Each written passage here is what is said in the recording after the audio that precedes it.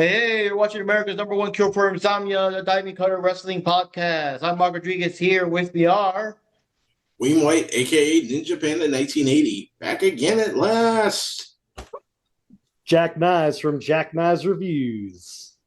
It's Doopy Chan, also known as, you can call me Wendy or Ninja Doopy or whatever. And I'm going to turn this over to the one, the only, the man of the hour, the man with the power, the man with the cool Megan shirt, Johnny Rodriguez. Johnny Rodriguez.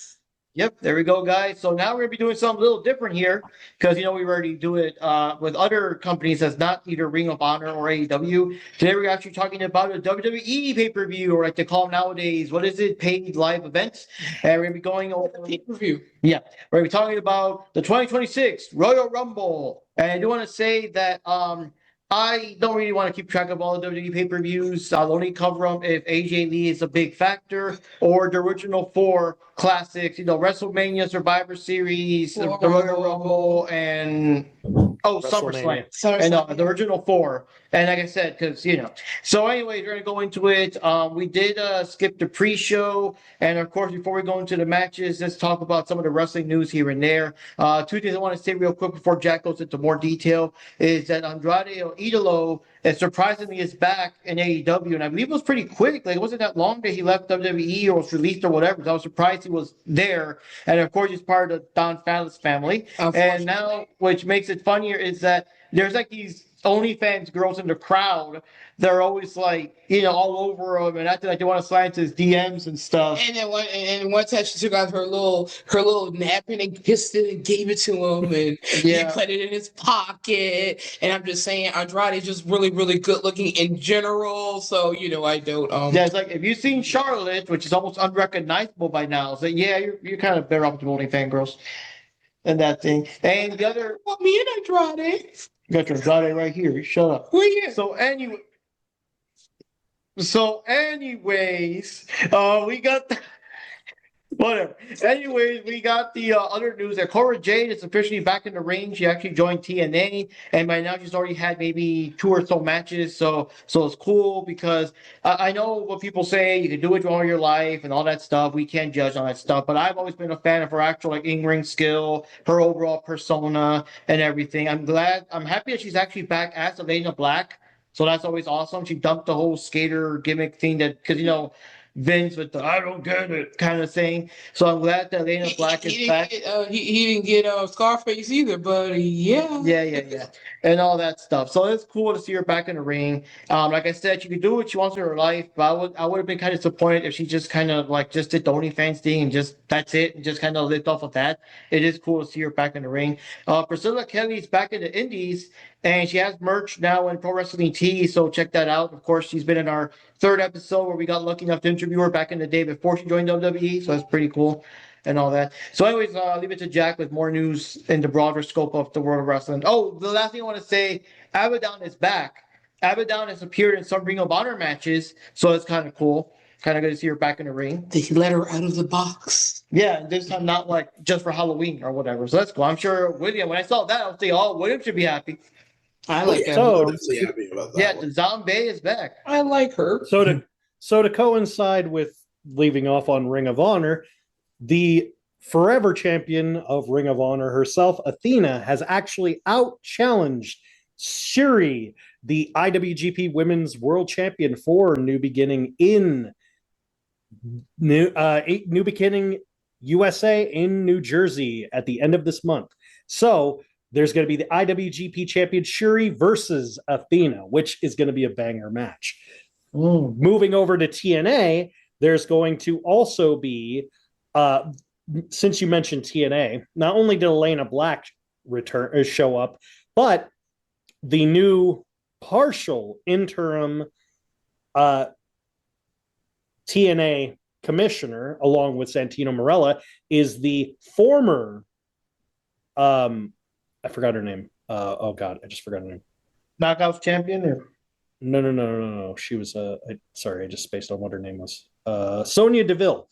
Formerly Sonya Deville, and now going as Daria Gray. She is the interim general manager with Santino Marella of TNA, and she was the one who brought in Elena Black. So she's kind of doing this whole evil. She's calling herself the Suit, and she's got this big power suit thing, and she's all evil. And I kind of like that for her.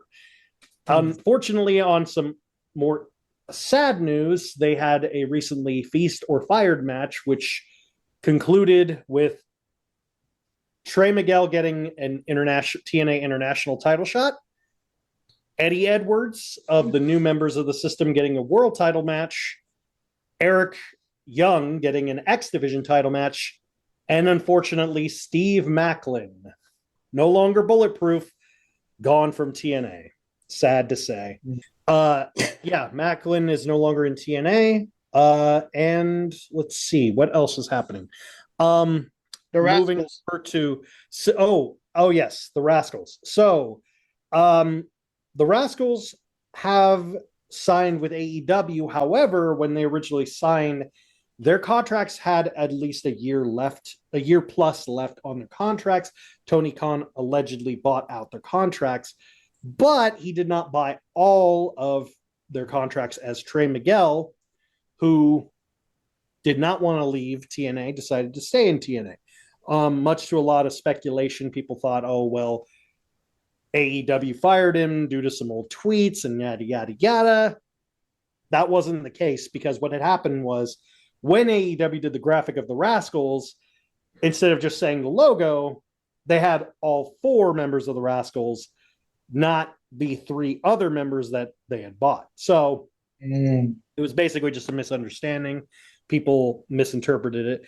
And this weekend is an extremely important thing where the people are going to be divided between teams. That's right. The Stardom match of the century. Starlight Kid versus Saya Kamitani for the World of Stardom Championship.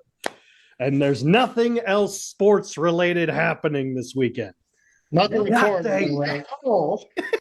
Nothing important anyway. So anyways, guys, gonna go into the Oh wait, actually no, hang on. There was one last little thing since you brought up Andrade. So Andrade is also going to be fighting Gabe Kidd for an opportunity at the IWGP Global Heavyweight Championship that is currently held by the IWGP Heavyweight Champion Yota Tsuji. So that's it's basically a grudge match between the two. The winner will get a shot at the top champ, and who's to say he couldn't get an opportunity also at the IWGP Heavyweight Championship? Because as of right now, Yota Tsuji is holding both belts separately, and they are recognizing them, so they're not going to unify them. So, so there's that match coming up around the pipe too. All right, so just real quick shout out here. I'm not sure when this is going to be up and everything, and in terms of the video, but on I don't see a date on this. Do I get? Oh, yeah, thank you. February 7th for all the small indie wrestling people there in Mayfield, Pennsylvania. We got High Ground Pro Wrestling 3-year anniversary Redemption 3, and the United States Championship title is up for grabs. The champion is Damon Dante, and the challenger is our very own Ricky Rocks. And for a bit of backstory, Ricky Rocks was the U.S. champion. He recently dropped the title to Damon Dante, so now it's time for the payback. Let's see if we can get the title back and see what happens there. So if you guys are in the Mayfield, Pennsylvania area, February 7th, get a bit of 7 p.m. Check out the title there as Ricky Rocks challenges Damon Dante for the U.S. Championship. Let's see if he gets it back. Oh, yeah. So anyways, let's start the Royal Rumble. Once again, we kind of sort of missed and didn't really care much about the pre-show. We do know that the Motor City Machine Guns were in the match. We had the Wyatt Six in the match. But let's go to the actual event here. So Brock Lesnar got mad and was fussing, and I forgot about what now. Oh yeah, about the Rumble order and stuff. And the other thing I do have a problem with was this entire pay-per-view. PLE, don't give a crap. I'm calling it pay-per-view. I'm old school. Big E, man. I have a problem with Big E. I feel sorry for Big E, because he can't wrestle anymore and he got hurt so bad, It's just a crime that we had to see him wearing a shirt the whole time. I mean, come on now. He looks nice without a shirt. See him without a shirt. Okay, let's get to the point. So anyway, yes. So the first thing to start is Cut me out with Andrade. Now you cut me out with Biggie. yes. So now it's the first event here of the actual show is the 30 woman battle. I'm sorry, the 30 woman Royal Rumble match, where of course whoever wins this gets to choose which champion they're going to go after at WrestleMania. So let's start off with the notes here. We got lots of wrestlers, lots of people that we missed out on. We haven't seen wrestling in a while, and some of them they got different names. So let's see. So the first one to come out, I think, was Charlotte. Well, she was first, right? Yeah, Charlotte came out first, and Yep. then Alexa Bliss. And Who it are was their kind of a tag thing team because partners. they're tag team partners, so it's gonna happen. Mhm. And I was kind of joking about this with Wendy. I was saying if I was doing this, I would probably like we're partners, like legit partners with no blood between us or whatever. We would just chill until the first opponent, the third opponent comes in and fights. And that's what they did. They did a couple little fake outs. They were pretending like Alexa was pretending to do like the Sister Abigail, but she stopped. And Charlotte was acting like she was gonna do the figure four, but she stopped and all that stuff. And then they both just kind of chilled and just waited to see until the third opponent would come in. So like I said, quite a few things happened here during the whole thing. I was kind of interested in Ivy Nile because, like I said, I didn't really know her. So she was, and I was wondering if you guys could like give maybe a little backstory or like, does she have a connection to Kurt Angle? No, she's a part of American Made, which is basically Chad Gable's faction he made after Alpha Academy, but Chad Gable got injured, and then he was mysteriously, when Chad Gable wasn't around, El Grande Americano would show up, and he would get opportunities that Chad Gable was supposed to get. So yeah, it was just kind of weird how things worked out. And then Chad Gable's been gone, and then a different El Grande Americano who suddenly grew a foot taller, he took his place. But yeah, Ivy Nile was a part of the group with Chad Gable and the Creed brothers known as American Alpha. But recently she's been feuding with, she's been trying to go after Maxine Dupree. And, well, she was going after Maxine Dupree when she was the Intercontinental Champion, but now Becky's the champion. So she's kind of like in that mix, but she hasn't been wrestling as much recently. She wrestled more last year than she did this year. One quick thing, Jack. Has AJ Lee done anything since her return match against, Becky and Seth and all that? Yeah, she was at the War. She was in the War Games match. Mm. That was the last match she was in. I know currently AJ is doing because they're letting her do part-time work because she's doing stuff with like doing different comic book conventions and stuff. So I know she's doing that. But yeah, I was surprised she wasn't in this Rumble. Yeah. She was one of the ones I was kind of expecting to be in this Rumble along with another person later, but we'll get to that. Yeah.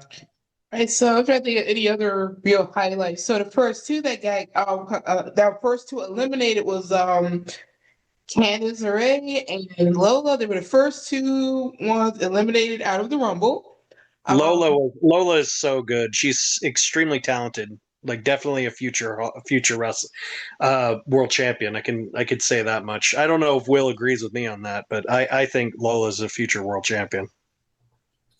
Oh no, I really do agree. It's kind of a shame that she was actually pulled out of the Rumble as early as she was. It was ridiculous. She was the first one out, but yeah, there's a lot of women that came from NXT that are just killing it over there. I don't like. Damn, you girls are one up in the main roster. I kind of figured that the fact that they filled out the roster with NXT talent, so okay, this was probably there just more like exhibitionist type situation because like, they're going to get eliminated because they're not on the main roster, because they're going to have some kind of surprise when they're going to move them up, Yeah. So later on, Nia Jax shows up. Charlotte eliminated Nia and Alexa at the same time. So, of course, there's probably going to be some bad blood between Alexa and Charlotte after that. Let's see. Oh, Roxanne Perez came out dressed up like She-Go from Kim Possible. Mhm. She was number Yeah, 11. I love that. I was like, oh, cool. Then we have speaking of Maxine Dupree, since we're just talking about her, she ended up eliminating Becky, and then tried to eliminate Natty or Natalia. I can't help. I still say Natalia, who then reversed it and eliminated Becky. Yep. I thought that was pretty cool.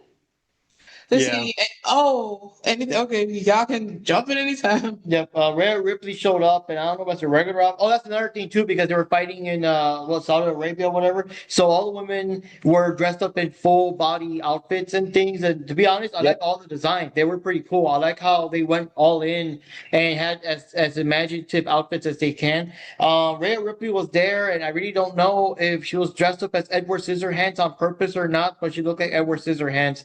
And it was kind of confusing as there was at least two others. I think they were all like wearing all black outfits too. So sometimes, when it zoomed down, people are over the place. It's kind of hard to keep track of who's who. Yeah, it was weird. They made, obviously with Saudi Arabia, they're super duper strict on outfits, especially with women. What was throwing me off was, yeah, I mean the color schemes. It seemed like they had a limited palette on the color schemes, so I was like, okay, I have to pay attention to their hair. Like that's how I know who's who. I was like, oh wow. But I will say, on a random side note, recently Nia did an interview and she actually lost 100 pounds, which I was like, she said right now she's at the weight when she first started in NXT. I'm like, wow, that's really an accomplishment for her. But it's just kind of crazy. Like I'm like looking at some of the women. Me and Will were even talking about this. It's nothing against them having to wear jumpsuits as much as some of them, I don't know. It's like not everyone could pull off the full body suit. And the problem is that the women had to wear them. Mm-hmm. And so it just kind of threw me off a lot. With some of them, I'm like, like Io wearing it, Rhea, they're used to that stuff. But like seeing like for instance, like Maxine Dupree. Like her whole thing, she does this thing, which is like a Chad Gable tribute to Kurt Angle, where she pulls down the straps. Yeah. But then she's wearing a full suit, and she pulls down the straps that go to nothing. And I'm like, what? Why? Why are they even there? It's basically like the equivalent of like, it would be like if, Mark, if you took off a hat and then you had another hat under the hat. And it's like, why did you even do that? What's the point of having the hat? That's kind of weird. It was just kind of random, but I know Nia did okay. I think Lash came in like right after she got eliminated. I'm like, oh, that's lame. I kind of wanted to see them like work together because they're a tag team, but I'm like, oh, okay, because it seems like they're focusing a lot more on the women's tag division than the singles division right now, which is kind of odd for me because I'm used to them. Especially with the Rumble, more focused on the singles matches. I don't know. Maybe it's just me. I was just like, kind of like, oh, okay. Seems like they're kind of focusing a little more on the tag division, but okay. Yeah, and you're right. The costumes did kind of make it kind of confusing. Yeah, it did. Because there were like times where, Liv would be doing something and then Rhea Ripley would be doing something, and we're both wearing these black, like vinyl style clothing, and it's just like, well, wait a minute, how did Ripley get out of that corner? She's over, but then she's over. I had to keep paying attention to the hair to see who was who. Rhea Ripley, which by the way, it wasn't Edward Scissorhands, it was more closer to the Crow, as her design was. Because I was noticing she was wearing. Because she was wearing, because my roommate was asking me about that. She's like, she's kind of wearing like almost face paint, like weird face paint. Like she's got like a button nose and like rosy cheeks, but it's all pale, like makeup. And I was like, they're like, what is she dressed up? I'm like, I have no idea. I want to say she's going for a marionette look, but I could be wrong. I have no idea. And Io was just like, I'm just having fun. I don't care. Yay! If not Crow, then I think it's probably like closer to God, what was the character's name? I believe her name in the comic was Razor, who was like the female Crow. Yeah. So that could have been it. But that'd be a deep cut. The best highlight of that because it just made my heart like go da-dum, da-dum, da-dum, da-dum. was the three-way stare down of the Joshis. Oh Io, my God. Julia, Io, and Kyrie. Asuka all together. I was like, and my roommate was like, aren't they all part of Stardom? I'm like, technically, it's Gen 0, Gen 1, and Gen 3. So yes, they are all affiliated with Stardom at some point. So I was like, like my soul, it burns. And I'm Not to like, mention- now if Kyrie were in the match, I'd be even more happy, but she wasn't in it. But it was still, yeah, I was like, oh, okay, this is kind of fun. Not to mention, maybe it was just me just reviewing it, but like Charlotte Flair's outfit, didn't it look a whole heck of a lot like Shawn Michaels' outfit almost? I think that's what she was going for. Because I also know, I know Jordan had two separate outfits, and I know she wanted to wear the white one because she wore it, but they had her put it on SmackDown. I think it was because it was too close to Charlotte's, and I'm like, that's lame. But it was really cool. Look, it was like white and sparkly. But yeah, she also Jordan Grace. If you follow her on Instagram, I think I sent you guys the clip, but she literally made a joke about them all looking like Power Rangers, and they reenacted the Power Ranger. It's morphin' time, all of them together with like 5 of them. I'm like, oh my god, that's genius. I was laughing so hard when I saw it. I'm like, yeah, they're aware. They know. They know. But no, I do for kind of like what they've been given. I was really happy with it. I just wish it was with a crowd that was more receptive to it, I guess. Does that make sense? I mean, they did pop here and there, but they were relatively quiet in the grand scheme of things compared to the other matches and stuff. Yeah, there were pops here and there, but otherwise they were quiet. They were almost quieter than a New Japan crowd. Yeah, a New Japan crowd would basically just been like, oh, and then they do clap, clap, clap, clap, clap. Like that's basically like, yeah. I've seen Japanese, well, these older Japanese matches, and you look at the audience and wow, they're so quiet compared to us. I know, it's so funny. It's so funny. Unless you go to a Japanese hardcore match, then they never shut up. They're like, oh, like they're like so loud. But it's weird because like the Saudi crowd almost makes the New Japan crowd sound almost like an Australian crowd. Yeah, that's true.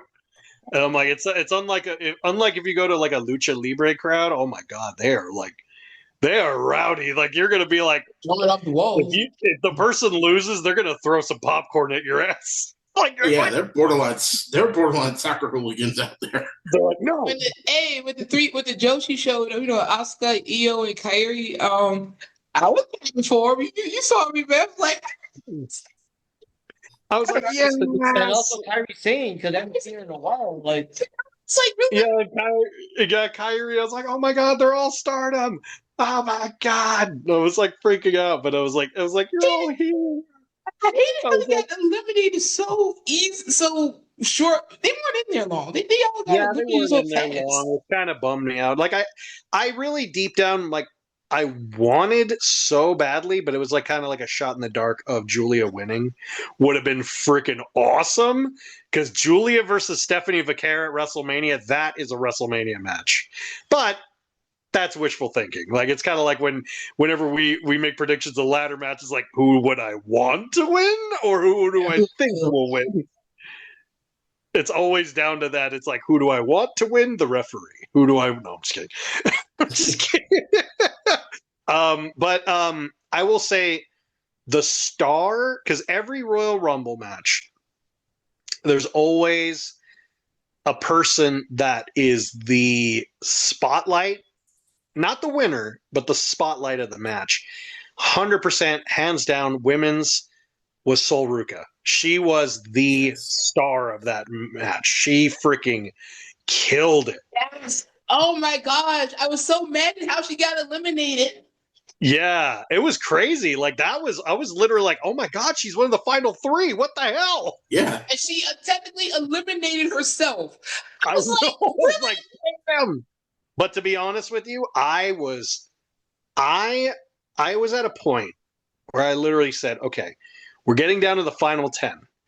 And I remember I was watching it with my roommate, and he's all like, "Okay, who do you think's going to win?" I said, "I'll tell you who I don't want to win: either of the Bellas or Charlotte. If they get eliminated, I'm cool with anybody else." Same here. It was literally like anybody else.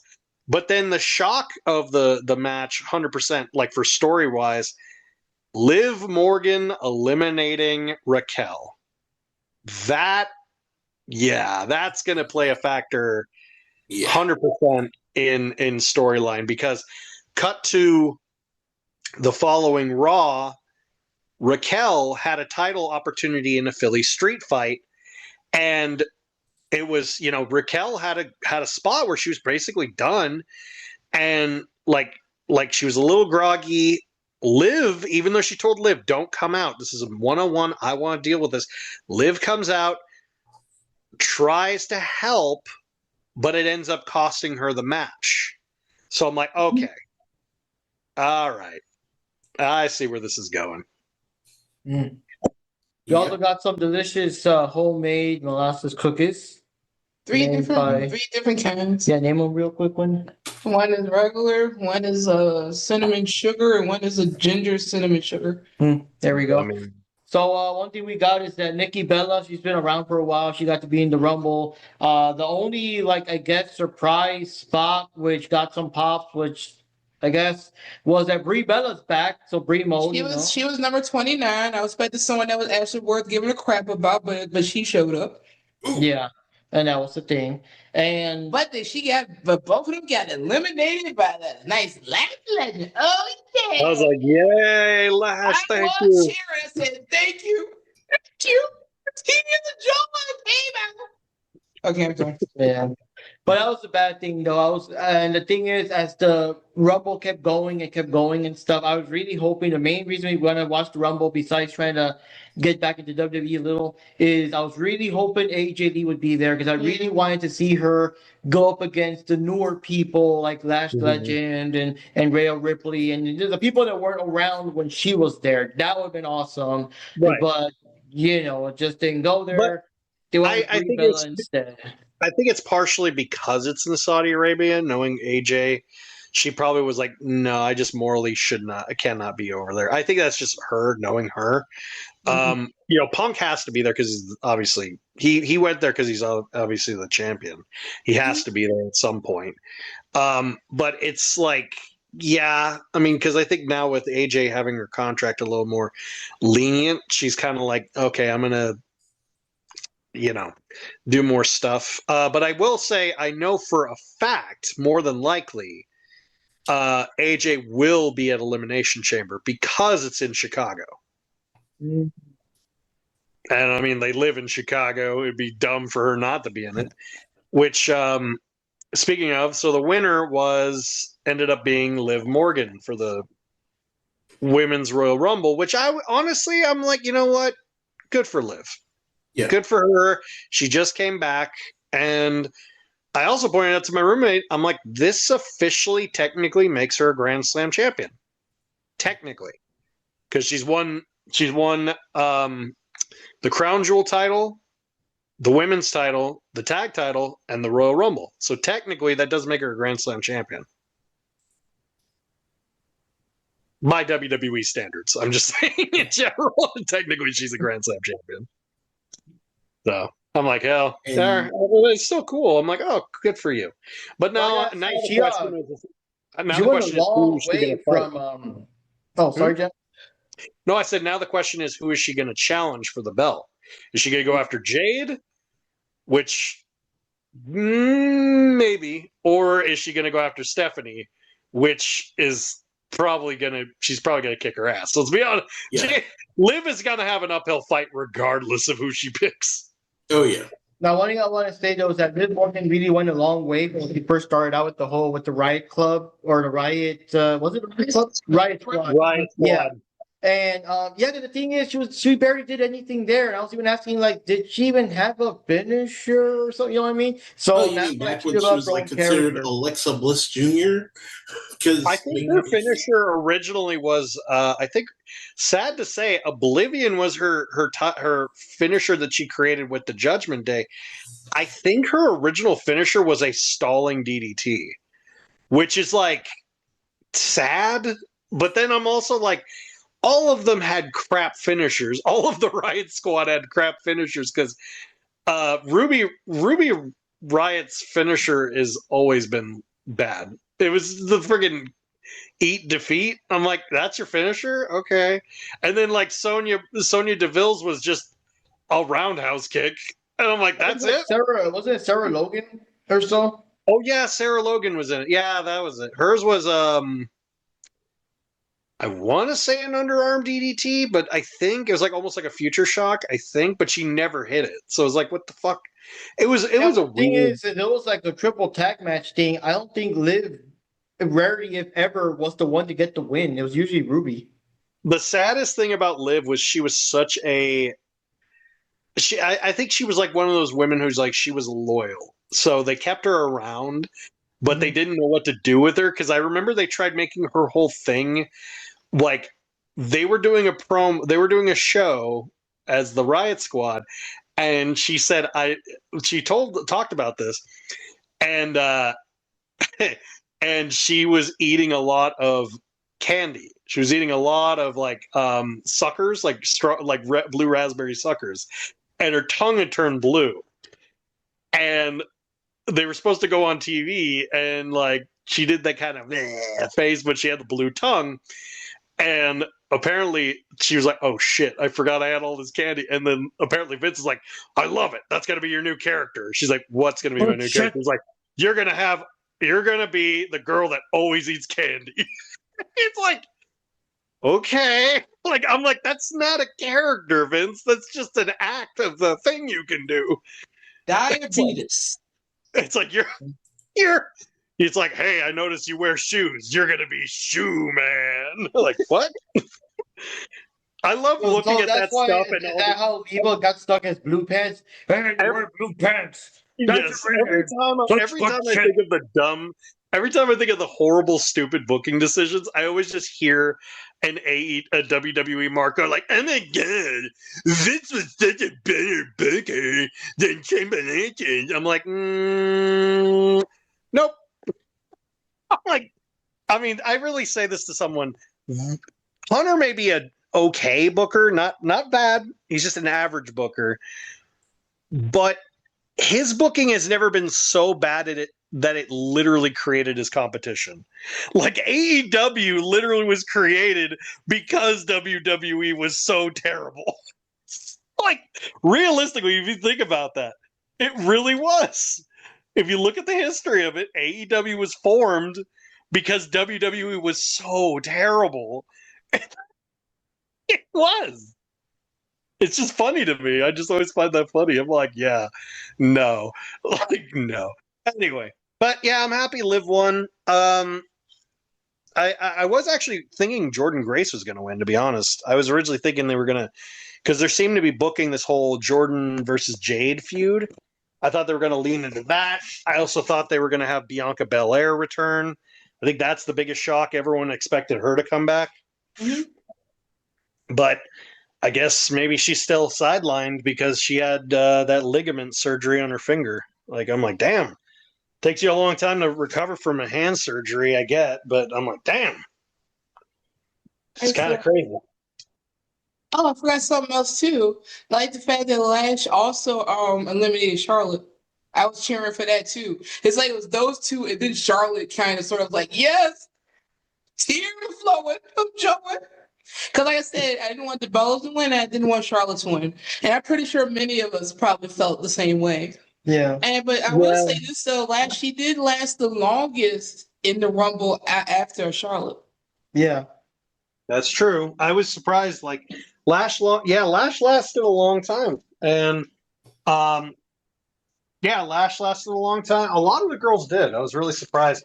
But like I said, Soul to me was like the she was like the real like Iron Woman, like the real highlight of that whole match. Like she really elevated herself. And I Yeah, think they're going to that's push her towards the main roster very soon. yeah, that's what I put in. That's what I'd written in my notes. That like she was really cool. I really liked her, and I just hated how she was eliminated. So for me, for the women's rumble, I mean, y'all give y'all opinions as well. The highlight for me was Sol Ruka, in the match, and I got to see her. I'm not really familiar with her, so I like seeing, someone I know so well compared to like the others. So I really enjoyed that. I do like the fact that WWE in general now, how they are able to do the women Royal Rumble, whereas in the past they had to keep filling up the card with like old retired wrestlers to come back. Like, oh, we have Beth Phoenix coming in, or We got oh, Trish we got Stratus Trish Stratus, oh, we got Mickey James, and stuff Vince like and that. Lita. Yeah, or leader or something like that. But now the fact they do have enough talent to have their own Rumble, so I will give them that. Yeah, that was cool. I still am iffy with the whole them having to do stuff in Saudi Arabia because I feel sorry for them because I'm just thinking from my perspective, it has to be hot over there. And doing all of that wearing full body suits, that can't be comfortable. Yeah. Or, I mean, well, that's the problem is because it's out in the desert, it's either freezing or blistering hot. Like there's no in between. Yeah, so yeah, I guess you're right. We just don't know. But I'm just thinking about how I am. So I know for a fact I will be burning up. I mean, I'm hot right now, and it's like 20 degrees outside. So Yeah, I think the only female wrestler that's probably used to that as far as her attire would be Nia Jax, because that's the same attire she wears Yeah. while she's in the States. Yeah, she basically was just like, oh, okay. I did also hear rumor, I don't know if that's true or not, that they forced all of the women to buy their own outfits, but I think that's actually I don't know if that's actually true or not. I don't think that's necessarily true because I'm like, if they're supposed to be on a show, I'm pretty sure the people provide those for them. Yeah. they provide it for them. That's why we got to pay like $5,000 for a seat in the nosebleed section just to see a match. Oh God, don't even get me started. That's the other issue. The stadium, the goddamn stadium controversy of, first of all, that stadium was built in 2 weeks. Yeah. I don't give a shit how much you paid me. I would never go to a stadium that was built in 2 weeks. Like, Yep. Nope. I wouldn't even trust a carnival that was built in 2 weeks. Nope. Nuh-uh. So the only thing I'm gonna say is that, like I said, I was expecting or hoping AJ to be part of Rumble. That didn't happen. And then the other person we were kind of hoping, I'm not sure if it's the same one that Jack had in mind. I was thinking that maybe Paige would have surprised us by coming back because there have been videos shortly before that showed Paige like going in the ring, like training. She's training with Viperous and doing her, trying to get the ring rust off and stuff. So I thought that she would have been probably a surprise person or the last person or whatever. But instead, he went with Brie Bella and everything. I mean, Nikki, not too surprised. I've heard around the interwebs that Nikki's been making appearances here and there, so it wasn't that big of a surprise. But the big pop was Brie Bella being in there. Yeah. You mean you're not happy for pre-mode? No. Yeah. Oh God, that horrible auto tune thing It's here. the worst fucking theme song ever. Mm, I hate everything associated with her and her sister, including their husbands. Like the greatest thing you ever did was marry Bryan Danielson, and even that's a downgrade. No. Somewhere out there, Dolph Ziggler still should have been me. It should have been me. No. Okay. So anyway, quick thoughts, guys. Or Johnny hasn't really said too much. Or your thoughts on The women's rumble, yeah. Oh, I don't really have too much to say because I don't really remember too much about the match, and I don't know half of the wrestlers because I don't really watch WWE, so I don't really know much what's going on recently with WWE. But the only person I recognized was just Charlotte Flair, and I could barely recognize, like she's barely unrecognizable. Like she just, I don't know, man. I think she had too much work done in her face because it doesn't even look like her anymore. I mean, well, let's be real. Between the nose job, the cheekbones, the filler, the Botox, she's got more attachments on her face than a Hoover vacuum cleaner at this point. I mean, I didn't even realize it. Like, it literally took me their name coming up on the placard on the bottom of the screen for me to realize that was Charlotte Flair. Yeah, me too. Like, same, it's like, oh, that's Charlotte Flair. Oh, okay. Like, I didn't know it was her. Yeah, And especially so I'm since sure you guys said that they were wearing like the full bodysuit, well, it's even, you're gonna recognize them even less. Yeah, but Johnny, I would assume you still at least recognize like the Bella twins and Asuka and Morgan. Alexa Bliss and all that. Morgan, maybe. Yeah, I mean, I knew the better Or- twins or whatever, but yeah, other than that, I mean, I didn't really remember too much about the match either. Hmm. Now, You guys already. I'm not sure if you guys already said your overall thoughts on that, or I didn't get a chance to say anything just yet. My thoughts on it, the Rumble was actually pretty good. And I'm going to say this about both of the Rumbles, both the men and women's Rumbles. They both put in decent effort with even the regular stars that are on the Raw and SmackDown rosters. But it seems like they put a little bit more spotlight on some of the NXT roster, which is what I'm happy about, because it used to be, NXT, oh, you guys are newer guys, we're going to check you out in a couple of seconds. Sol Ruka is the Iron Woman of that match. She was in there for a full 50 minutes, 42 seconds, which I almost thought she was going to win the thing. I really did. I thought it was going to come down to her and Liv, which would have been awesome. For her. I started rooting for her. Yeah, like she was complete underdog, but like for her to have stayed in there as long as she did, and still, even after 50 minutes of wear and tear, still managed to pull off like consecutive soul snatchers, that was just ridiculous. And it's really showing that they're trying to spotlight some of the newer talent while still keeping up with the standard plot line of the regular characters going through. So I did enjoy that. That was actually a really good Royal Rumble match. I agree. all right. So we had 2 one-on-one matches before we go to the men's Royal Rumble, which was the main event there. So we had the big match of Gunther going up against AJ Styles, and the big stipulation is that if AJ Styles loses the match, he'll be forced to end his career. It's a career-ending match there and everything. So just real quick, the notes I got here was that sometime during the match, AJ started drawing blood from one of his arms. I think it was accidental. I don't think it was a blade job. It was just, whatever. It seemed like it was maybe like an accidental tape. Yeah. There was one thing that we saw where Gunther flipped AJ backwards, and that was like, because Gunther's a fucking tall dude, so just launched him in the air and just let AJ drop, and it was we were like, damn, that's a lot of air that AJ caught there. Nothing but net. Yep. AJ hits Gunther with a Pele kick, and both of them are down for a bit there. AJ grabs him in a couple of holds, and Gunther has to get the ropes to break it and everything. Gunther does a dinosaur kick, so, no dinosaurs were hurt during the process of that. AJ holds on. He does a hold in the middle of the ring, which makes it tough because there aren't any ropes or anything for Gunther to grab onto and all that stuff. But he reverses him into a sleeper. And basically, they kind of take turns both trying to do sleepers on each other and everything. And in the end of that little exchange, AJ throws Gunther out of the ring for a bit there. AJ hits it with a 450 splash and does the Styles Clash. And he thinks like, okay, but Gunther still kicks out. And in the end, after several attempts, because I guess Gunther's go-to move is the sleeper. So after several sleepers, he actually gets him into like a sleeper that AJ couldn't get out of. And after a lot of, the drama, the thing, the attempt, doing whatever you possibly can to get out of it and all that stuff, unfortunately, AJ's down and out. They do the, arm thing. But AJ, well, in this case, he didn't do it. In this case, he's out.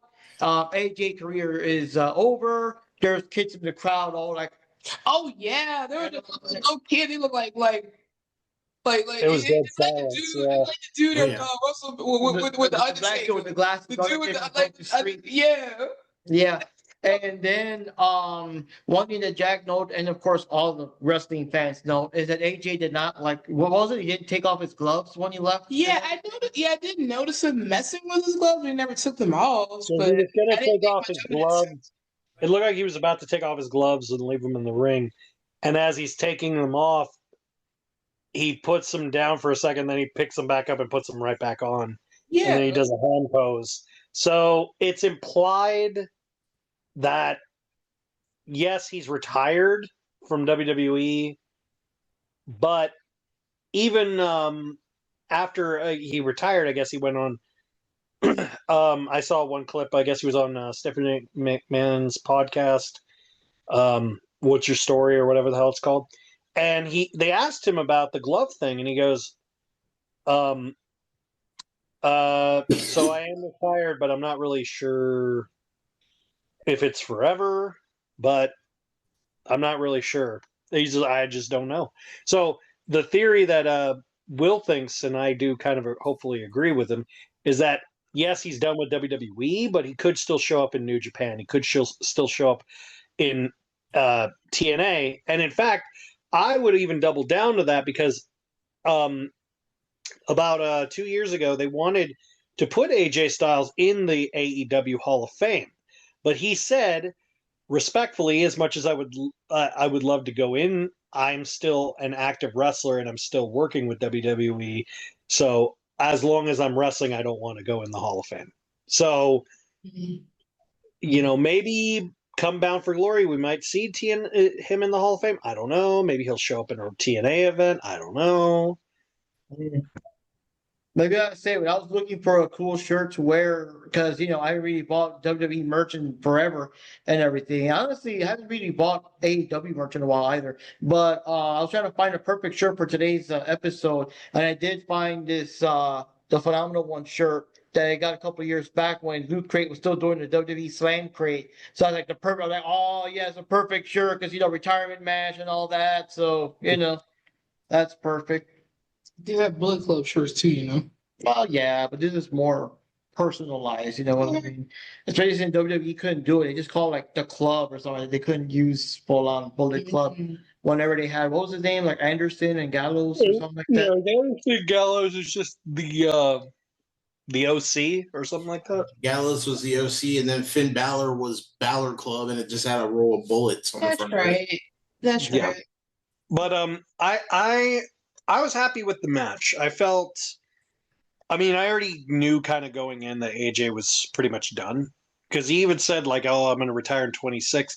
And I'm also like, I know from what I've seen of AJ following his career, he's never been one of those guys who, Cena is the kind of guy who's like, I don't want to say goodbye. I want to do my all last high five roundups, full tour, all that stuff. I understand that. But AJ has always been an old school guy. He's always been the guy who's like, I want to go out on top and just kind of like leave because that's an old school mindset to have. Shawn Michaels did it. A lot of wrestlers have done it in the past. Terry Funk did it like 3 times. Ric Flair should have done it. Yeah, I'm just saying, like, yeah, a lot of wrestlers, the old school mindset is basically that you're supposed to,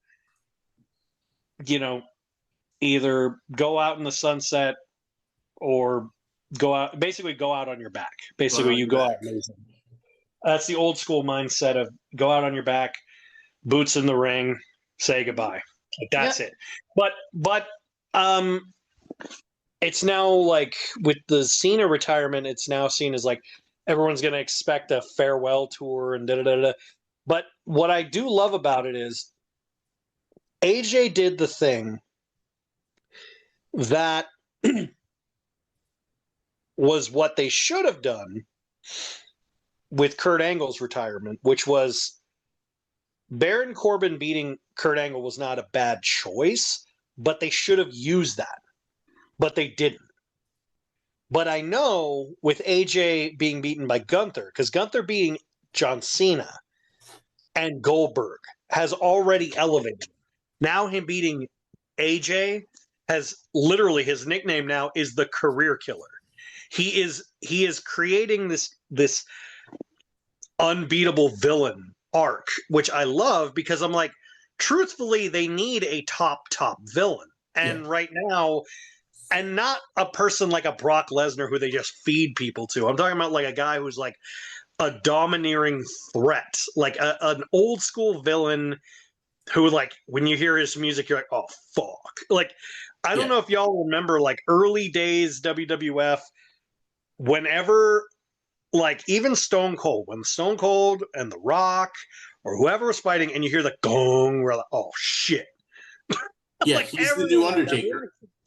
Yeah, and it was the Undertaker when he was a villain in the Ministry and all that shit. Oh, Gunther needs to be that dominant force, that Dan Severn, that guy who's like, oh shit, shit's getting real. Like, and everyone that wants to criticize, oh, his finisher's a sleeper hold. Oh, I'm sorry. The move that you can literally use on anyone and you can literally kill someone doing, that move. And it's not like say Dolph Ziggler doing a sleeper hold. It's a 6'10" big ass Austrian buff man doing it to you. That's gonna mess you up. I don't give a shit who you are. And he doesn't just hold you in a sleeper hold. You've seen him. He elbows your neck. He weighs your neck down and just keeps putting it on and on and on. I'm like, I don't care who you are. That's gonna hurt. That's gonna knock you the F out. Oh yeah. I'm hoping that this will eventually feud and build up to the dream match. I've been waiting for it to happen again. Gunther versus Dragunov. I want it. We all want it. Yes. Because Dragunov is the killer of the killer of beasts. So I would love for him. Like, hell, we saw in the men's rumble what Dragunov did. That was cool. But anyway. But I'm happy AJ's getting to retire on his own terms. I think more than likely the next candidate up on the chopping block is probably, hopefully, going to be Rey Mysterio. Because, for fuck's sake, I'm like, Rey should have been retired a long time ago. I'm like, you're in the Hall of Fame. Yeah. You've won every title. Like, what more do you need, sir? Like, seriously, why are you here? I'm like, it's kind of like, he's like the guy who's like retired like 10 years ago and he still goes into work. And everyone's like, why are you here still? And they're like, what if I leave and this place falls apart? Dude, your legs are falling apart. You fucking leave, man. Just get out of here. I have to agree with that one. And seeing what Gunther with that whole little thing said he like the career killer thing, I would say, the new Randy Orton. Yeah. And eventually I think he's going to eliminate Randy too. I'm like, yay. No. Yeah, I agree with Gunther. But Gunther did an interview like leading up to the Rumble, which I'm surprised they didn't use, but he said, I'm tired of these has-beens clinging on too long. I want to be the one to put them in the ground because they refuse to leave. And I'm like, yeah, it's valid. Yeah, like they're literally using him as WWE's new meat grinder. I mean, when you had Undertaker, when you needed Shawn Michaels taken out, when you needed Ric Flair taken out, when you needed those older guys taken out, who did they put him against? Undertaker. Undertaker is gone now. He's that new meat grinder. He's that new guy that the older dudes are going to come to when it's game over time, when they're about to go. If he really wanted to make it even funnier, he should call his top rope splash. Gunther should call that the Future Endeavors. The Future Endeavors. That would be awesome. It's like, and that was what Dan was saying. It's like talking about the people like, oh my God, is tonight going to be the night, blah, blah, blah, blah. And I'm kind of like, okay, so AJ Styles mentioned he's retiring soon. He's going up against the same guy that retired Goldberg and Cena.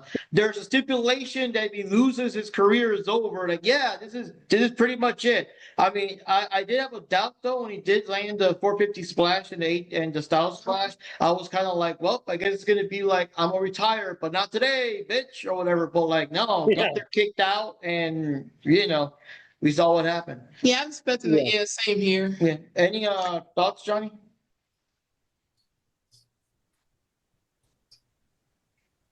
Okay, my thoughts about this is the first time I've seen Gunther, and holy shit, that dude is huge. He's like what? He's like what, 8 feet tall or some shit like that? I think he's like 6'10", something like Six that. foot ten, but he looks really tall anyways. And he's really big and strong. And yeah, when he did that sleeper hold to AJ Styles, it's like, yep, it was his time to go. It was his time to retire, I guess. But it I was heard it I was already a different interviewed match. when I already interviewed Gunther about using the sleeper. His response was, "If he dies, he dies."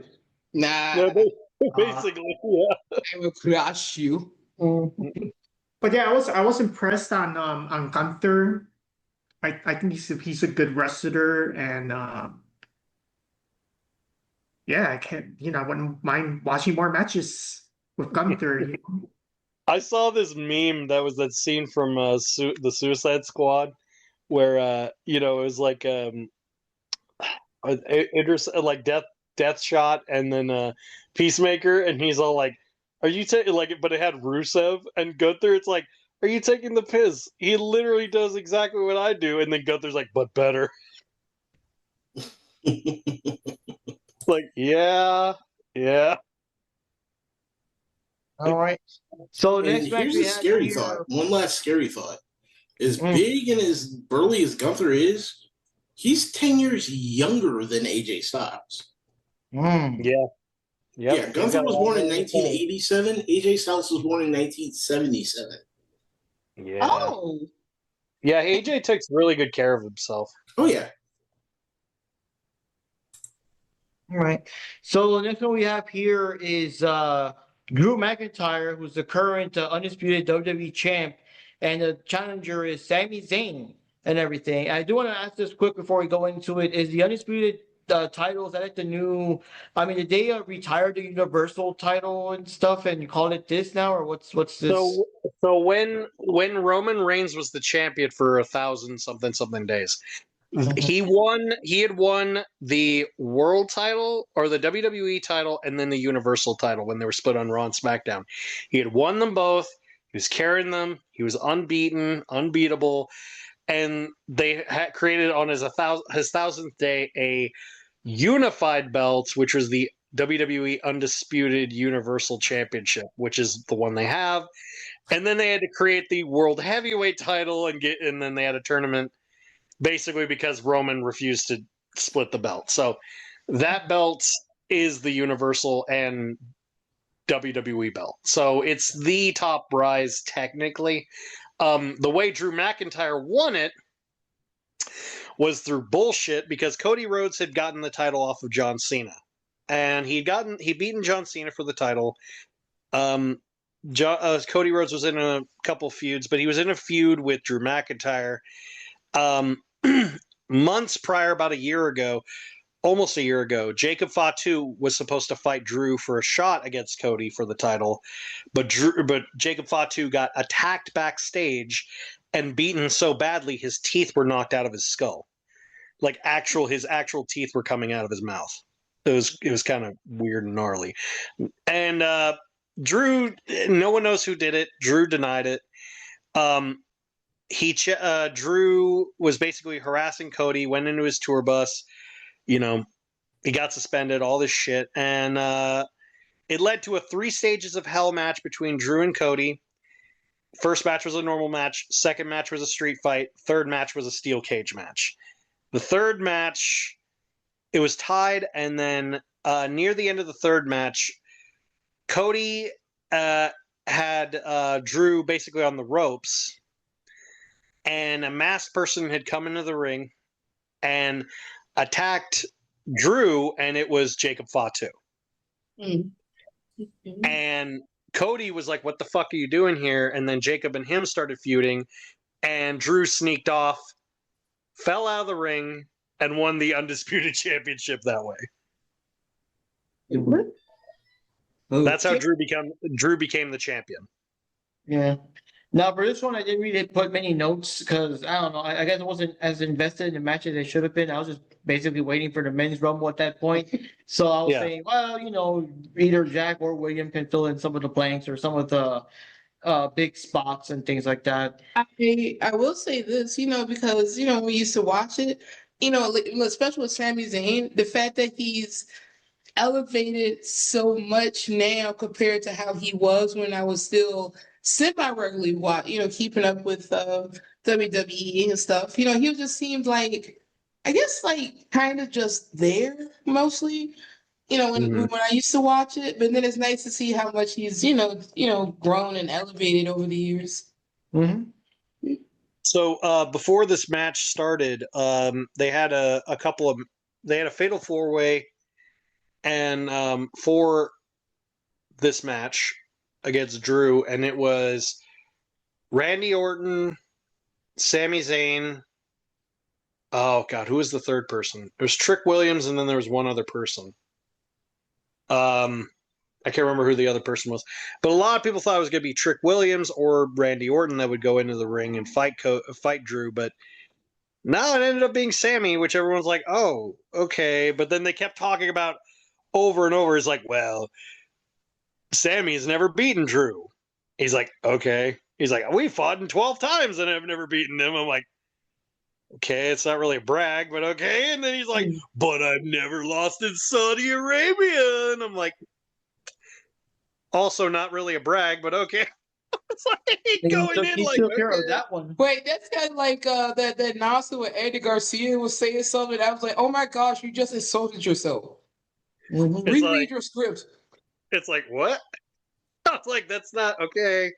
But honestly, I was kind of like the same way with Mark. I was like, even a person who I'm like, I should care about this match, but I truly did not. Like, I kind of would rather have seen Randy versus him, honestly. Like, I think Randy versus Drew would have been more interesting.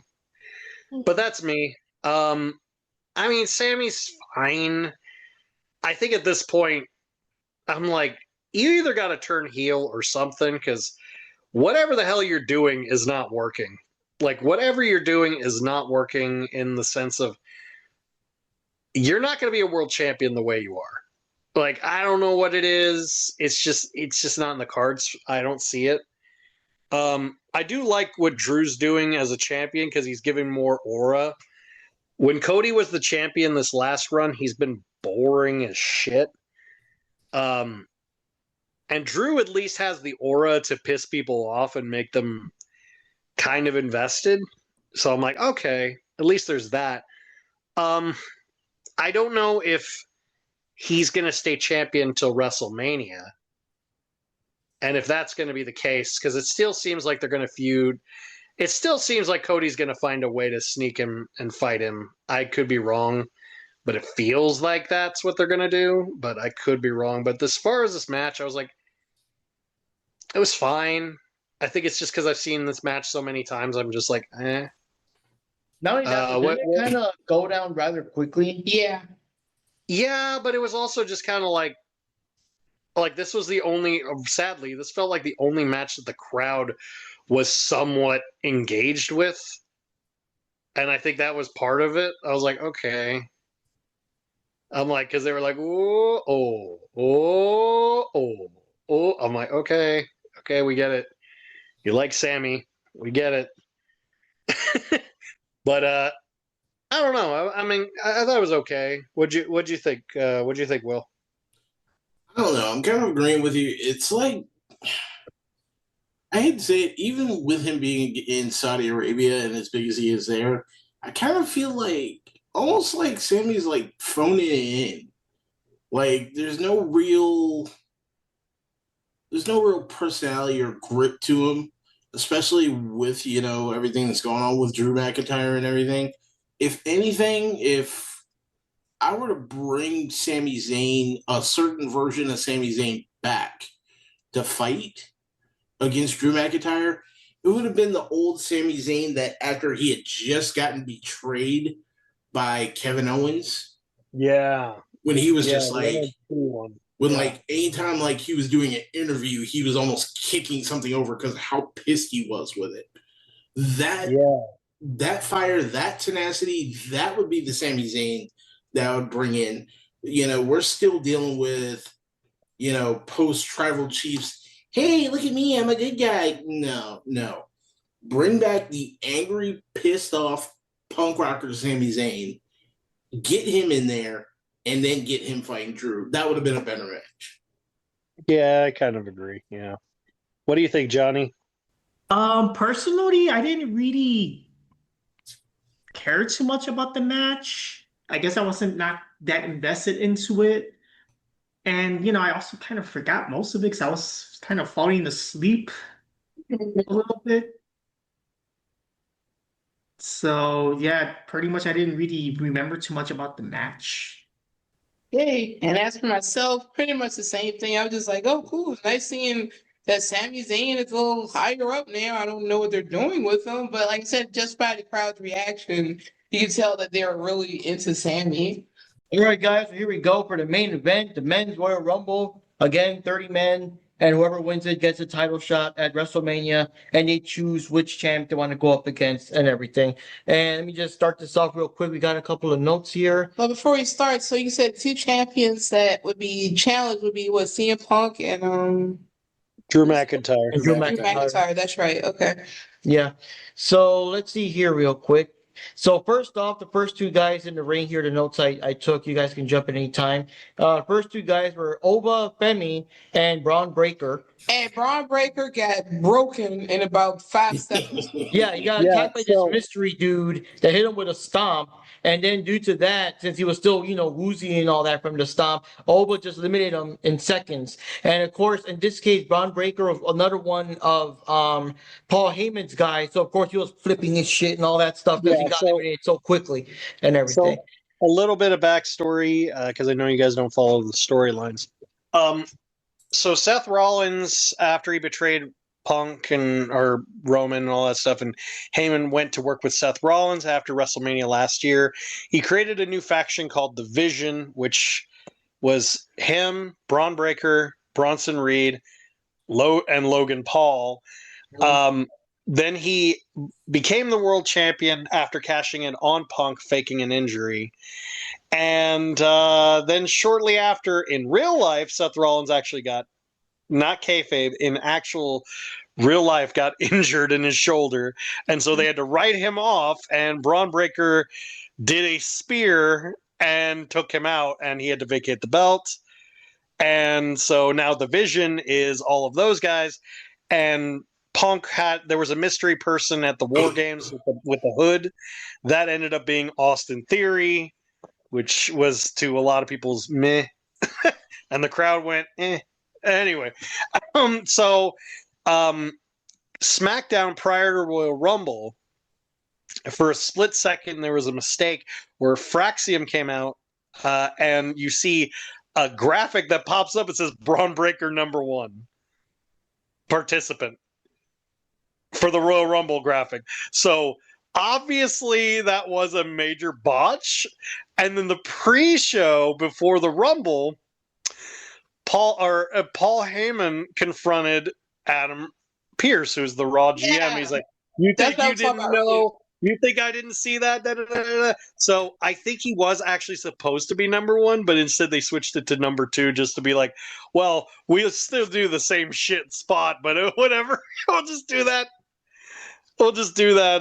We'll just have him at #2." So the theory is that Seth Rollins is the one who came back and hurt him and eliminated him. I think this is going to build up to him and Rollins at WrestleMania. But I also think the person who actually hit him could be Logan Paul, because that would be actually really funny. Oh, well. Something else I was going to add too that also happened during the pre-show. They're talking like to fans and everything out there, and it seemed like for most of the fans there, because I don't think they mentioned anything about the Women's Rumble, but for the guys, all those fans would talk about it. They would say, "Oh, Brock Lesnar, Brock Lesnar." So they wanted Brock Lesnar to win and all of that. And I'm like, why? Because they're stupid. Oh. That's what my friend said. He said the same thing. Okay. So anyways, for the beginning of the matches here, we already got that Braun Breaker was thrown out, eliminated by Oba. So then we got Holo Sikoa in there, and we got Rey Mysterio, and we got Rusev. Kind of cool. I know he came back to WWE, but this is my first time seeing him after he came back. So Oba threw out Rusev pretty quickly. I mean, he was pretty much a cameo. Yep. Oba socked Rey Mysterio out of the ring. Matt Cardona came in, which is kind of surprising because he came in as Matt Cardona and not Yeah, he's now Zack Matt Cardona. Ryder. He's not. Yeah, he's not Zack Ryder anymore. So no He's more. officially Matt Cardona. Yeah. So Oba tosses him out too, and this is why I started telling Wendy, okay, this is like the Cell game. Just that instead of Cell, it's Oba. It's the Oba game because everyone's just stepping up one by one, and Oh, Oba's yeah. like throwing them out. The man like Marcel backhanded Mrs. Simon to the mountain and stuff. Yep. So, anyways, Mr. Iguana came out. Okay, with a stuffed iguana. I was like, wait, Mr. Iguana's still there? That's my reaction to that. Yep. He's in AAA, like because they're doing AAA crossover stuff. Okay. Damian Priest came over there, and it was kind of funny because he grabbed the actual guy, Mr. Iguana, and he grabbed the iguana plushie, and they did the commentary made it sound like a double choke slam. You know what I mean? With a little Yeah. plushie. Cody came in as number 11, and the crowd was singing like the song, which I like the fact that it was the same song from AEW and also Ring of Honor, if we're being honest. And they did a thing where even though the music stopped, people just kept on singing like the next like 5 verses of it, which is pretty cool. I love it when people love the wrestlers that much. And then we had El Grande Americano, number 12, but then number 13 is another El Grande Americano, which is like what Jack said, the taller dude, you know. So the short one drew the taller one out, and then the taller one dives after him, and they're both eliminated that way. I don't. Okay. Yeah, the no joke. So El Grande Americano was supposed to be a parody of Mexican lucha libre. That's what his whole gimmick was. But then when the replacement El Grande Americano, the tall one, he organically actually got over with the fans, like legitimate, no joke. They loved him, and so now everyone's like, what? So you took a character that's basically just a racist joke and you freaking roll with it and y'all like it? Okay, y'all are weird, man. Yep. And then now the original El Grande Americano is back, so now the fans are like, boo. I'm like, what the fuck? Like, I'm like, what the fuck? You're all so dumb. God. One thing we compared it is that we compared it like the real Kevin Nash up against the fake Kevin Nash. So yeah, that's what we were Diesel. saying. The fake Diesel. Yeah, that's what that felt like. Or either like Undertaker versus fake Undertaker, that type of thing. So Yeah, anyways, I after remember that Also- we had after that we Also, had there the was another- surprise that sorry, go on. Sorry about that. Also, there was another botch in the Rumble as far as numbers, because as Cody Rhodes came in, he was number 11, but at the bottom of the screen, it clearly says that he's entry number 1. Yeah, they did that twice. They did that at 11 and they did that at 21. That because Cody is always number 1. Yep. And also at the very they last also messed up. They also messed up where one time they would show how many participants were supposed to be. I don't remember if it was the women's or the men, but they had 31. The women's had number 31. in So I the was arena. confused Yeah. because It says I up missed out next, about the- participant 31, and everyone's like, what? Yeah, I missed out because I thought that because sometimes you got like 32 people say, oh, so there's like a 32 on Royal Rumble, and I had more hopes Yeah. because maybe Paige will be there after all, but like then it went back to number 30. I'm like, oh, But anyways, the next person on is what we've heard rumors about, and it's been confirmed. We got the powerhouse Hobbs, who is now going by Royce Keys and everything. Yep. We got Dragon Lee coming in there as well. We got Hobbs and Cody kind of talking a bit because they know each other. They work in the same company, which shall remain nameless and everything. And then we had La Parka coming in. That was very surprising, La Parka. And he did mention WCW and everything. Bronson Reed came in and got rid of Hobbs, or Royce, whatever you want to call him. LA Knight got rid of Bronson Reed. Brock Lesnar came in and started doing suplexes to everybody because Suplex City, bitch, The Miz came in and they got rid of The Miz rather quickly. Oh, sorry? What?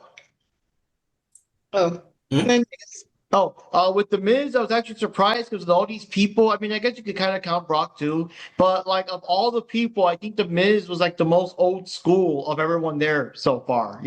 Of people that haven't like left and come back, like Cody or Rey Mysterio. So Ray Phoenix came in. Brock Lesnar got rid of Ova.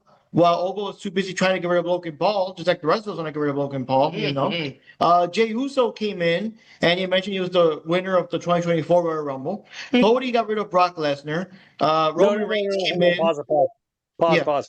No, what happened was Jey Uso was coming out doing his yeet shit, and the camera didn't pick up that LA Knight and Cody both eliminated Lesnar off screen. So when the camera panned back, Lesnar was already eliminated.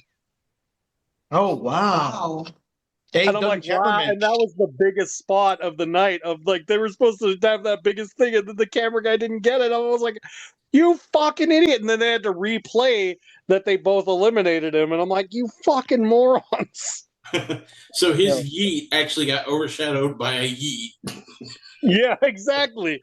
With Oba, there was also that spot with where and it became a meme where Brock was in the corner and Ilya Dragunov was hitting him with the chops hard, and Brock was just looking at him and he goes, he like screams at him, and I'm like, someone took that video and then they just added the goat screaming to him, like, yeah.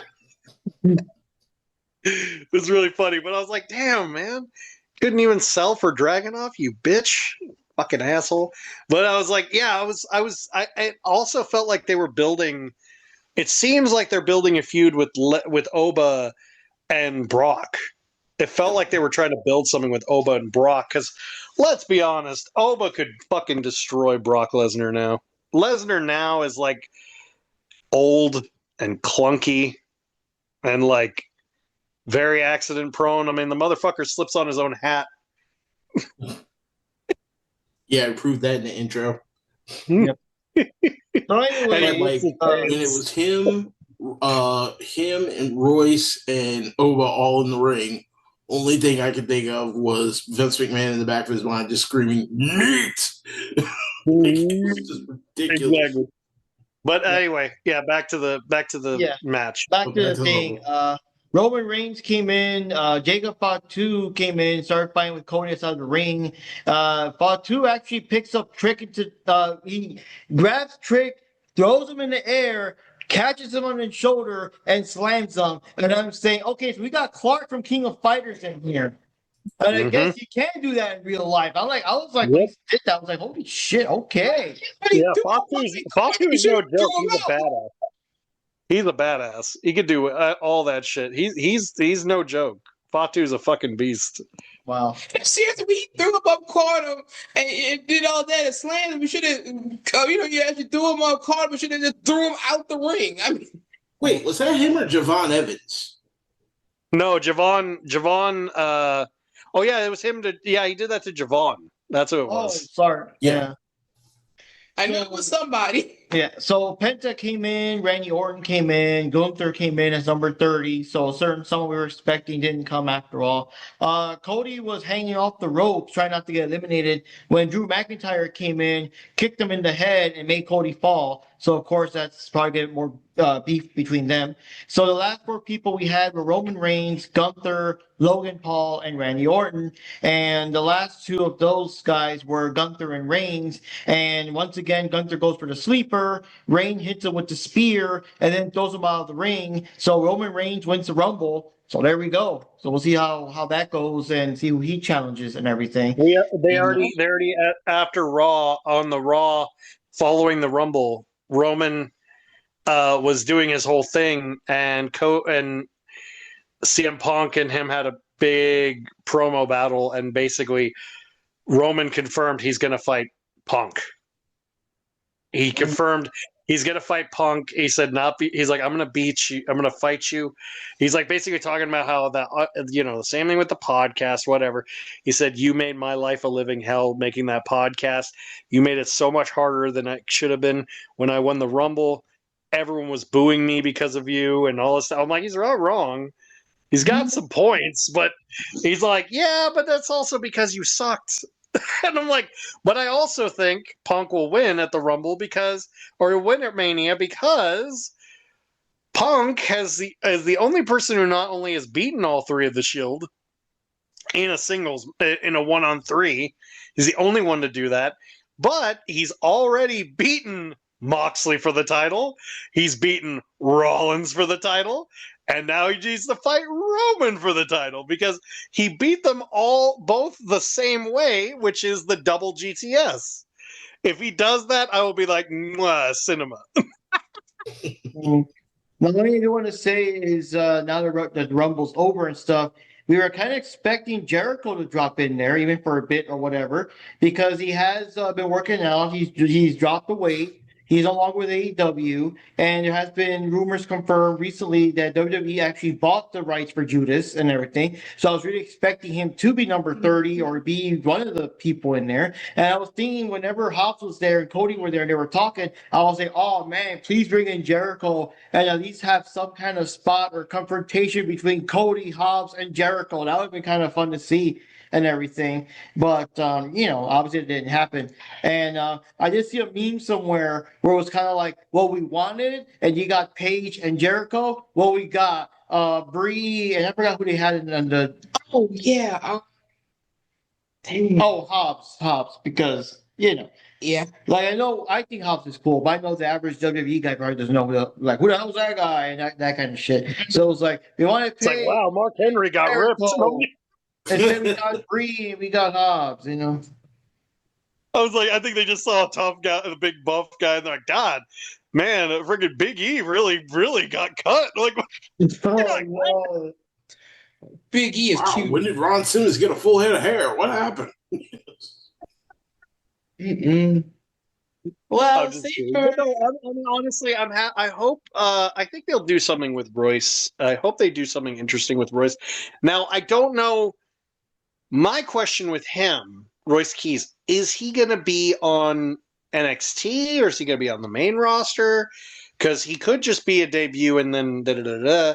But obviously, Oba, they did say he's going to the main roster. But my question is, where's he going to go? Besides the fact that I haven't watched tonight's SmackDown, but I do know they're starting the matches for the qualifiers for the Elimination Chamber. So now that we know who Roman is going to fight at WrestleMania, we now know that the Elimination Chamber, as far as we know, the Elimination Chamber will be for Drew's belt. So my question is, who's going to be in those matches with the Elimination Chamber? Because if Oba wins the Chamber and Oba fights Drew, whoo, I'd be so happy. Him at WrestleMania, because they have a feud. Because if you remember Saturday night's main event, Cody was fighting Oba Femi, champion versus champion, and Drew came in and interfered and ended the match. And Drew beat and Oba friggin' fall from grace his ass. So, okay, you said Oba's still in NXT right now, right? No, Oba's on the main roster now. He is on the main not signed roster, to so anyone he's yet. on. we just don't know yet if it's gonna be in a Raw. He's not signed. Yeah. He's not signed to Okay. anyone yet. That's where we're not sure if he's Oh. going to be on Raw or SmackDown. Okay. Which roster is Lesnar on? He's on Raw, right? He's on Raw. He's on Raw. Maybe Oba will end up going to Raw. But Well, then right again, now on Raw, there's a lot of.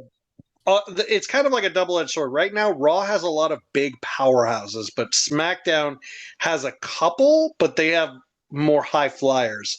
So it's kind of like what would be easier for what would make Oba stand out more would be to be on Yeah. SmackDown right Yeah. now.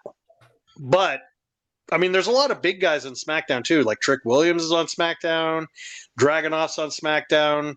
There's a lot of guys that I'm like, okay, I could see feuds here and there. Damian Priest is on SmackDown. So there's a couple guys. Aleister Black, he's on SmackDown. Aleister Black versus Oba would be really interesting. Oh wow. That'd be But a I'm monster. curious to see what they're going to do now that WrestleMania is coming up, and now that we have one confirmed match, which is a match I'm hyped for, because now finally, after all these years, CM Punk is getting to main event as the champion, as After he all should. these years. And it's in a singles match, not a triple threat with Timon, aka friggin' Seth Rollins' ass. I still love that meme of like Drew McIntyre as Scar and CM Punk as Simba, and then you see the hula skirt with freaking Timon, and they say Seth Rollins. I'm like, yeah, Well, it's the bad true. thing is that there's still several months left to go, so you know how it is the storyline. They could still sneak his ass in there somewhere. Well, we only got 3 months, really. I mean, because WrestleMania is in April, so we only got about 3 months. So there's a lot of stuff that could happen. And Stephanie Vaquer, we don't know who Liv's going to choose either. So I'm like, okay, maybe Stephanie will fight Liv. I don't know. I do know that they're doing the Elimination Chamber, so I'm curious to see who's going to get into the Chamber, because I always love the Chamber match. So I'm curious to see what that's going to be. I don't know if you guys are going to make WrestleMania predictions, but I am actually going to be in Vegas for WrestleMania weekend. I'm going to be going to WrestleCon. So hopefully I can maybe get a couple people that can get their info, and maybe we can get some interviews going on this podcast, and maybe here and there, maybe. Yeah, we could try. Do Well, it. hey, you never know. Depending how much tickets cost or the notice or whatever, maybe you could drag Johnny along or something. Yeah, see how you have to have like 5 mortgages to go to a WWE show now. The TKO is so doggone greedy and ignoring Vince McMahon's whole model for wanting this to be like affordable for families and people to bring their families, so you can bring in new fans. So like Walt Disney was with his parks, which is also outpricing people. Yeah. Oh, Nintendo too. Yeah, this is the Oh, one those situation. corporations. This is the one time in the one situation that I will ever say this. Oh God, I miss Vince McMahon. Specifically with tickets, yes, I agree. Tickets wise, yes. Everything else, no. You can go down. Yeah. Because like I said, I that think was his main TKO thing. It's just TKO mainly, you know. Just like I can't fucking stand those guys. They don't know what they're doing. Mm-mm. So like I said, TK, yeah, it's like with Vince, like that was just his model. He wants to bring people in, so you have the show, so it's affordable to bring your kids, bring your family. You have their friends. You're trying to hook the little ones, and they become fans, and they grow up, and they bring their families. I mean, that's how it works. But now TKO is all like, "Oh, we have to have money." Yeah, Exactly. they're probably trying to pay off all the money that they're losing from the slap competitions that Dana White keeps running, but we're not going to talk about that. Basically, TKO is like Vegas right now. Everything's about bringing Money. in the money. They want to bring all these fancy, big ass casinos, but they're so expensive that who could actually afford to stay there? Yeah. Exactly. Johnny, what were your thoughts on the men's Royal Rumble? Or even a Rumble. Oh, the men's Royal Rumble, that one I was very entertained because you see some of the old favorites. It is kind of weird to see Powerhouse Hubs. I'm sorry, to me it's still Powerhouse Hubs. I'm not used to the new name yet. Yeah. Mhm. I understand. So it's gonna take me a while to get used to it, but yeah, it was cool seeing Cody Rhodes, Powerhouse Hubs, Roman Reigns. Damn, who else was there? Like Randy Orton. Yeah, Randy Orton. No Jericho.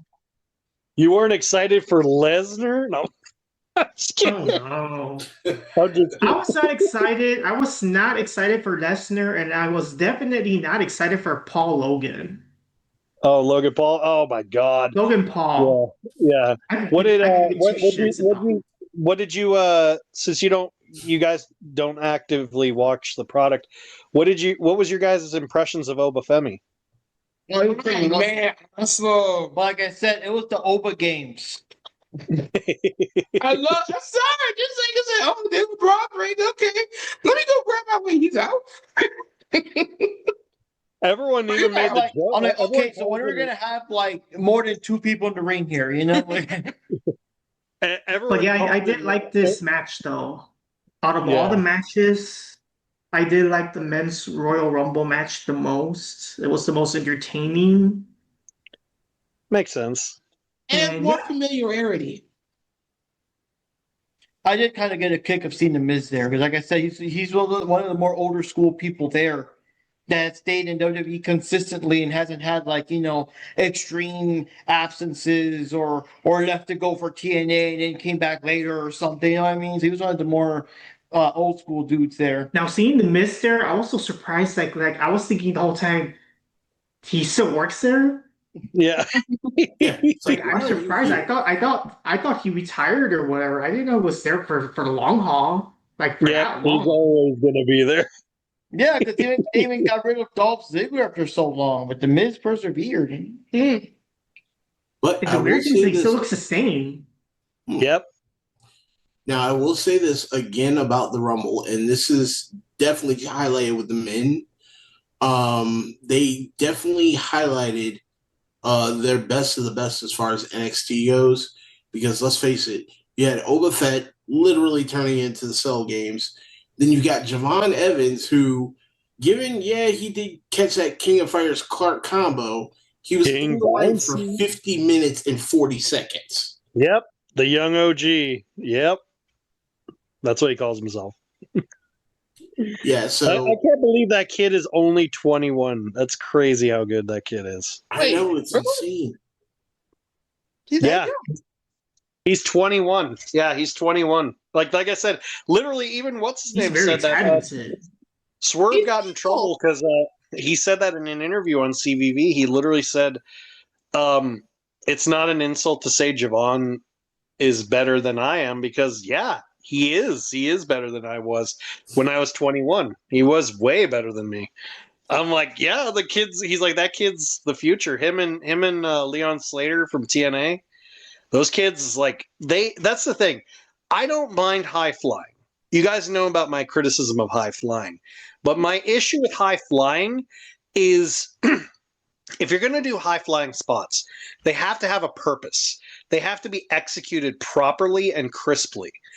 What I And love about safely. Javon is every time he hits it, every single time he sells it. He feels like each move is supposed to be a finish, which is how you're supposed to hit it. Like it's like exactly what Stone Cold Steve Austin said. If these kids, if you were going to give, they asked him straight up if there was any advice you would give any modern wrestler, he said, sell. You need to be able to sell. And Javon, he can sell. He could sell really well, like these moves that he does.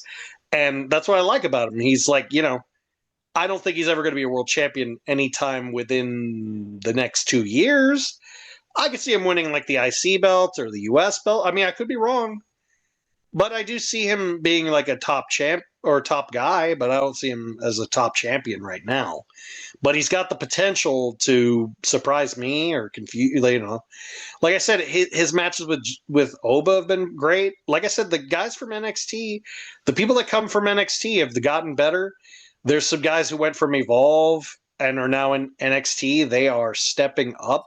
There's one guy in particular I'm super hyped for named Sean Legacy. I think he's fantastic. Mm-hmm. There's Sean Legacy. There's Jackson Drake. He reminds me a lot of young Adam Cole. There's a lot of guys that I'm like, damn. There's a lot of young kids that are coming out of these woodworks, and I'm like, these kids are future if and only if they harness them right. So that's kind of how I feel about like. I hate saying it, like I always say it. You guys have heard me say it. The way I wish AEW would elevate guys like Hook. Just freaking, you see the skills, you see the abilities, and yet I'm like, what? And it's like, well, we need 600 more John Moxley matches. We need to give Eddie Kingston 14 more title shots. I'm like, that old bitch. Does he need another fucking shot? I'm like, does Eddie Kingston's clunky ass really need another fucking title? No. Hey, I'm like, the broken damn truck. Oh, and you talk about youngsters. Just out of a guess, how old do you think Oba Femi is? he looks like he's 30, but I could be wrong. Yeah. Close. He's only 27 years old. Holy shit.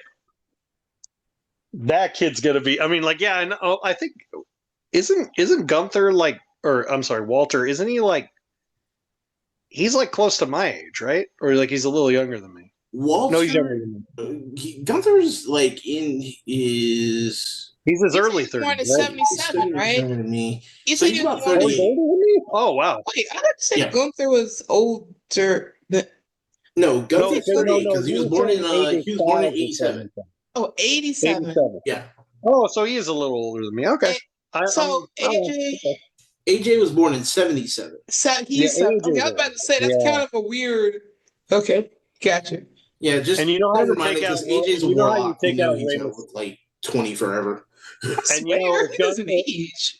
if Gunther ever fights Rey Mysterio, he could always if Gunther ever fights Rey Mysterio, he could always go after my knees.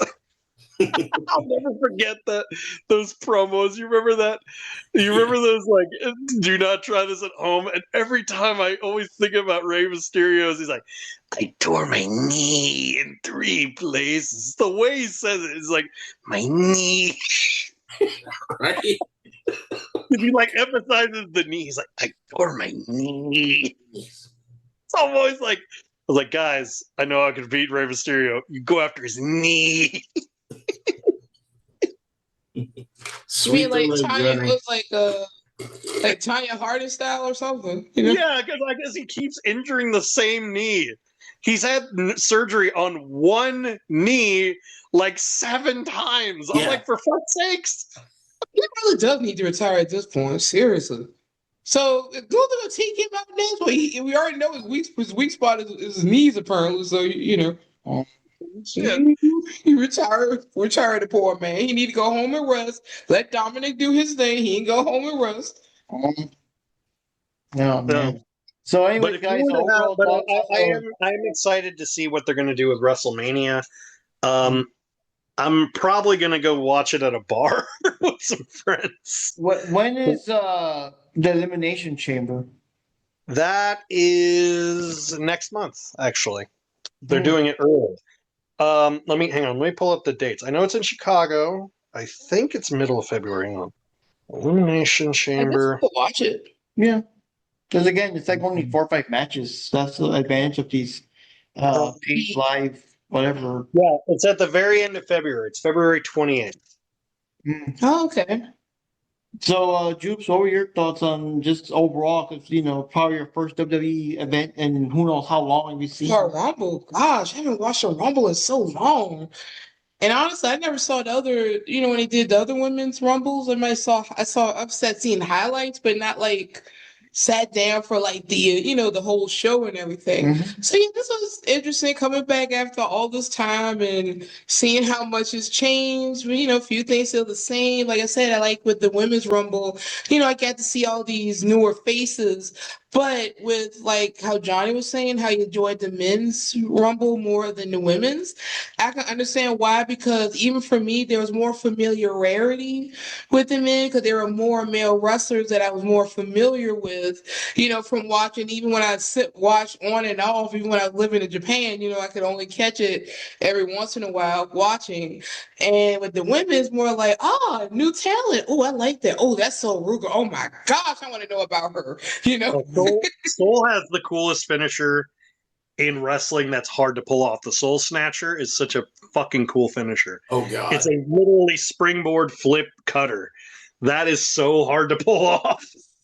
Yeah, this is amazing. Like I said, I still made it how she got eliminated. But I like seeing it because I like seeing all these newer faces. And I think overall, I enjoyed it for what it was. I enjoyed Rumble for what it was. But I am surprised that even though if we wouldn't have gotten AJ, now that I think about it, can you imagine AJ with a full body outfit on? I just can't. I just cannot imagine her wearing a full body anything. Because she had that cutesy look. So wearing the short shorts and the midriff, Yeah, it works for her. I mean, she could have been kind of like, if you notice, Alexa Bliss had short shorts and stuff too, but she had like black leggings to cover, so I guess he could have done It that. worked for her because she had the whole love white how they- going on too. But with My AJ, favorite one- I just can't imagine. Yeah. My favorite outfit, because it was so funny to me, because they tried so hard to cover up her booty was Lola Vice's, and it was so fucking funny because her butt was so big, like they just could not contain the cheeks, and it was just funny as shit to me because they're like, "Oh, we can't have any provocative women with curves," and Lola's like, "I don't give a shit. I got a nice ass. I don't give a fuck." She's like, she still did the hip attack, and I'm like, oh no, yeah. they're gonna. I'm like, oh no, they're gonna fall out of their turbans. Holy shit! No, I'm just kidding. Yeah, anyway, like I said, I liked it for what it was, and I enjoyed it. And I just like the fact that WWE actually has enough talent to fill up the actual roster, as opposed to, like I said, having to get guests to come in there. But like I said, Yeah. it would have been nice to see Edge, or even like you said, Paige maybe, and not even just Paige. And I was surprised that Jericho didn't show up. Kind of, sort of. I mean, him joining the Rumble would be fine because he's just throwing him out. You got everybody around him that has more talent than him. Yeah. So at this point in his But life. also, it would have been a hell of a big pop. And like Yeah. you said, we heard the rumors they bought the rights to the Judas song. Yeah, like, why would they? Like, Yeah, why would they buy the rights to Judas if they're not going to have I have a Jericho there? theory about that. I have a theory, and I do have a theory about this, but I won't say it until maybe next podcast. I'll maybe save it for another the next podcast. But it's just a theory, a jackknife theory. Exactly. Well, anyway, yeah. So anyway, like I like the Rumble for what it was. So, and like I said, I'm kind of curious about the Elimination Chamber. It's nice seeing some more, some newer people here, like Oba. Like, dang man, that. I mean, I love If it. Oba wins the chamber, I That's will my be question. so happy. wow, Oba. Jeez, just how he's like a powerhouse, and Gunther with his sleeper. It's like, oh my god, what if he did like a sleeper mixed with a suplex or something like that? I love how this one guy literally was like, I'm like, clearly he doesn't watch WWE, and he goes, well, look at Gunther. He's so small. He's so small in the land of giants. I'm like, first of all, WWE has not been the land of giants in a long fucking time, and second of all, he's not small. Are you kidding me? Like, y'all are stupid. And so, there were my thoughts. Yeah.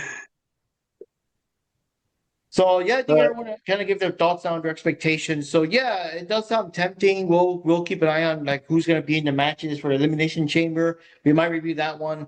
Again, it's just too much. We can't review like all the WWEs and the AEWs and whatever else. If you notice, we haven't really been doing the Ring of Honor ones because a lot of times they're in awkward times. They're like mid Friday. I'm still at work anyway and stuff like that.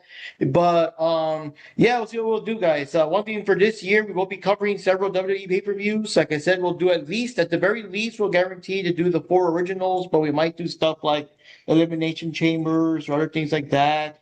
I mean, hey, if they do something like, announcing that Paige is coming back for this pay-per-view, maybe we'll cover it or Jericho will cover it because of that. Yeah, just see how that works. I mean, might tune in and check out Hobbs or see how Hobbs was it Royce Keys now? Yeah.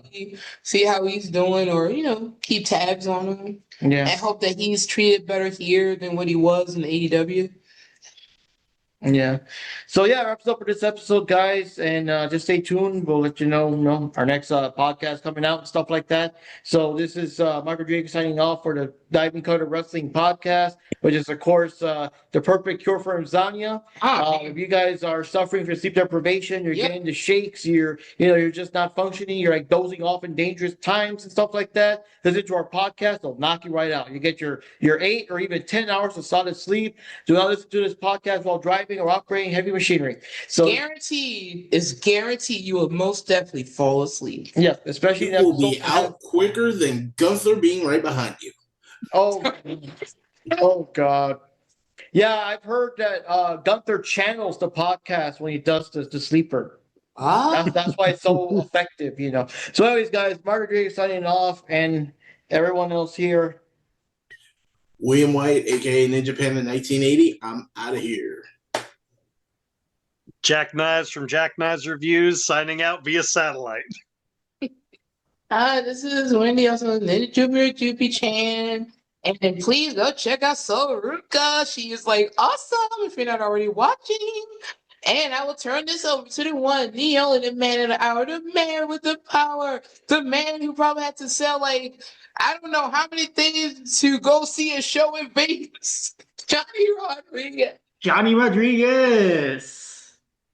Right. Catch you later, guys. See you next time, guys.